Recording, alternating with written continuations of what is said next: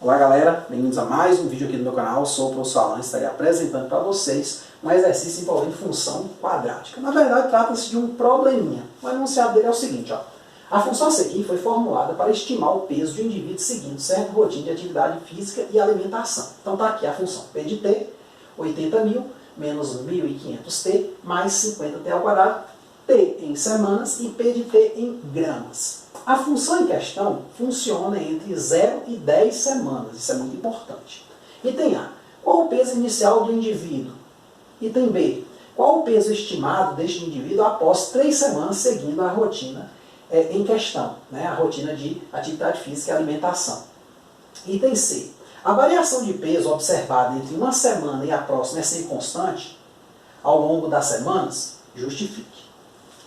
Então, vamos aqui aos itens. Então, solução. Temos que. Então, nossa função é essa aqui, ó. Antes de qualquer coisa, né, vamos anotá-la aqui. Vai ser 80.000 menos 1.500T mais 50T ao quadrado. Claro que tem uma informação importante aqui no enunciado. Esse T, ó, ele varia de 0 até 10. Então não faz sentido, claro, fazer perguntas com tempo negativo, não faz muito, né? Ou antes do 0, ou também depois do 10. Isso aí não é permitido. Aqui no enunciado está dizendo isso aí. Então nós temos aqui o seguinte, no item A, ele pergunta qual o peso inicial do indivíduo. Como o T é uma medida de tempo, né, em semanas, se a gente pensar na semana 0, quer dizer, no início do experimento, basta jogar T igual a 0 aqui, não se passou nenhuma semana. Então, no caso aqui, né, eu vou fazer P de T igual a 0, ou seja, T igual a 0, ou seja, P de 0 é quem? 80.000 menos 1.500 vezes 0 mais 50 vezes 0 ao quadrado. Vai zerar aqui, aqui vai ficar só 80.000, o quê? Gramas, que você pode transformar para quilos. Por quê? Lembrando que 1 quilo é igual a 1.000 gramas. Então basta dividir aqui por 1.000. Então nós vamos ter que esse indivíduo pesa inicialmente 80 quilos.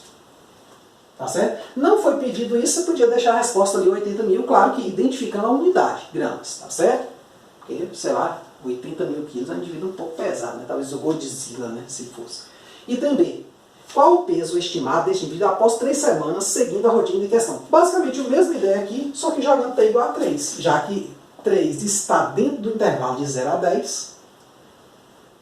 Então, P de 3 é o quê? 80.000 menos 1.500 vezes 3 mais 50 vezes 3 ao quadrado. Aí aqui, claro, você pega uma calculadorazinha, estou com aqui, e faz as continhas. Ó, vou pegar aqui 80.000 menos 1.500 vezes 3 mais 50 vezes 3 ao quadrado, que vai dar 75.950.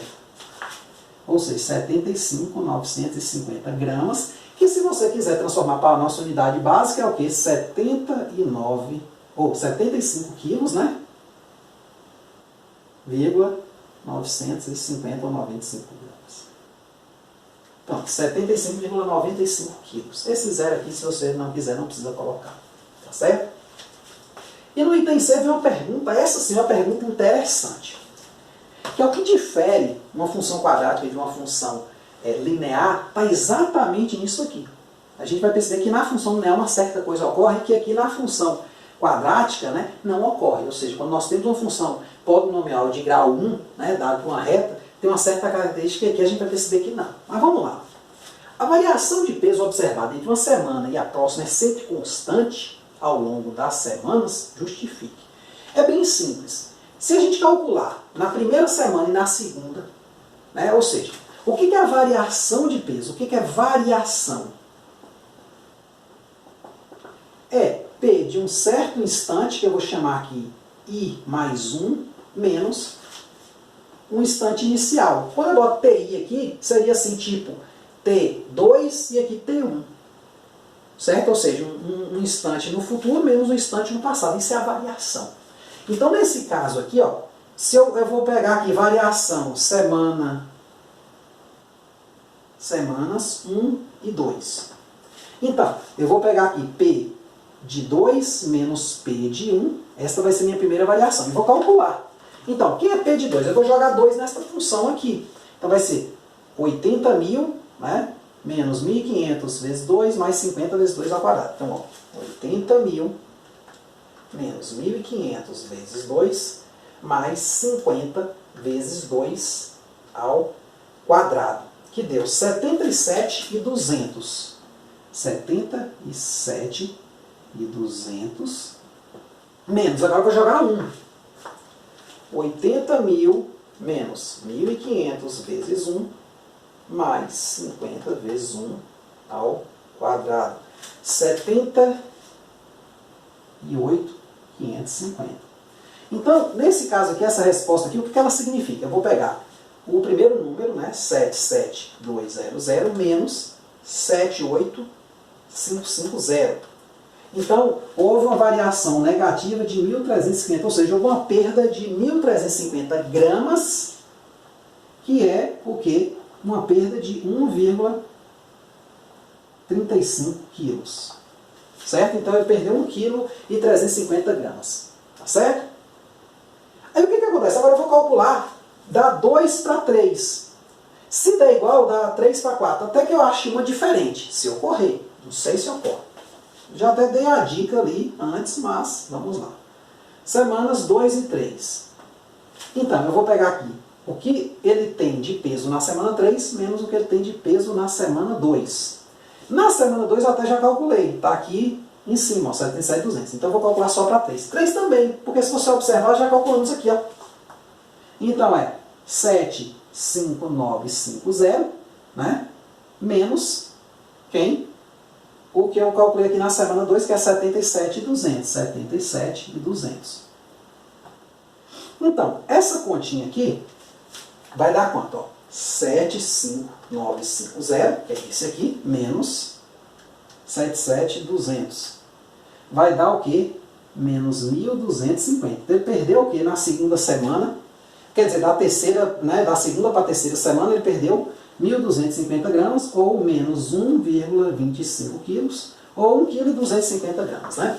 Então, o que acontece? A variação aqui deu diferente. Tá? Não. A variação de peso não é constante. Ah, professor, precisa analisar as outras... não precisa nem ver esse não aqui, né? A gente pode botar só isso aqui. A variação de peso não é constante. Eu vou concluir aqui.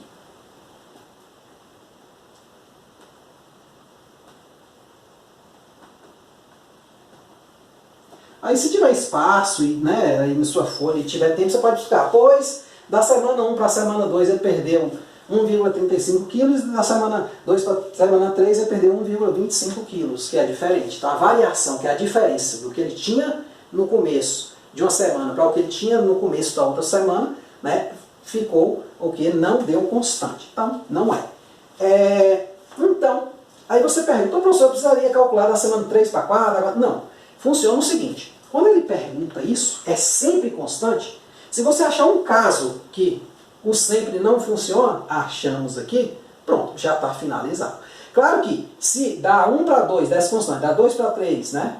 Dá 3, eu teria que fazer todas, para só na última eu perceber, não, está dando tudo constante. Porém, isso não é uma característica da função quadrática, gente. Se fosse um fenômeno linear, isso aqui fosse uma função, ou afim, né, fosse um fenômeno dado por uma função polinomial de grau 1, aí sim, isso aqui ocorreria. A variação de peso, né, seria constante ao longo das semanas, beleza? Então aí você já começa a ter uma diferençazinha, né, da função quadrática. Claro, né, tem grandes diferenças, né? Enquanto que a função